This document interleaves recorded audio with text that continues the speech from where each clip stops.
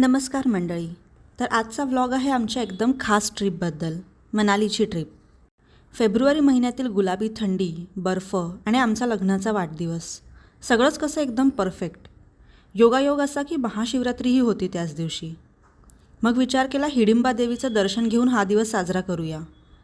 सकाळी हॉटेलच्या बाल्कनीतून बाहेर बघताना असे वाटले, निसर्गदेवतेने मनालीला कायमस्वरूपी सुंदरतेचे वरदान वगैरे दिले असेल का? एखादी जागा इतकी सुंदर कशी बरं असू शकते? हॉटेलच्या डायनिंग एरियामध्ये गरमागरम वाफाळता आल्याचा चहा पिऊन आम्ही आमच्या ठरलेल्या प्लॅनप्रमाणे निघालो.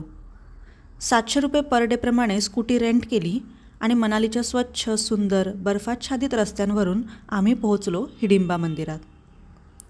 हिडिंबा मंदिर खूप शांत, खूप पवित्र. हे मंदिर जवळपास 15व्या शतकात बांधलेले आहे. खालचा भाग दगडाचा आणि वरचे 3 थर लाकडी, टोकावर छोटंसं मेटलचं कळस, असं साधं पारंपरिक हिमाचली बांधकाम. संपूर्ण मंदिर देवदाराच्या लाकडाने तयार झालेलं आहे, जे तिकडच्या स्थानिक जंगलातूनच मिळतं.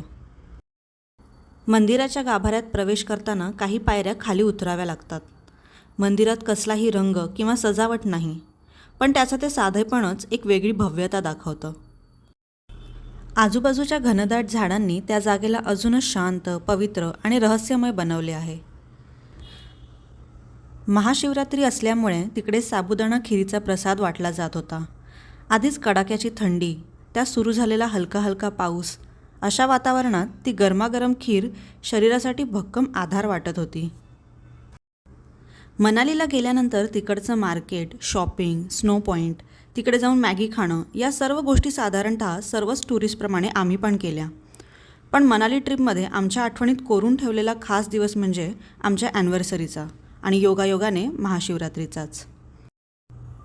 तुम्हीसुद्धा जर अशा ठिकाणी जाऊन मनाला आणि नात्याला विरंगुळा द्यायचा विचार करत असाल तर मनाली हा एक उत्तम पर्याय आहे. हा व्लॉग तुम्हाला कसा वाटला? तुमचं मत कमेंटमध्ये नक्की सांगा. आणि हो, लाईक, शेअर, सबस्क्राईब करायला विसरू नका. पुन्हा भेटूया अशाच एका खास प्रवासात. तोपर्यंत बाय बाय.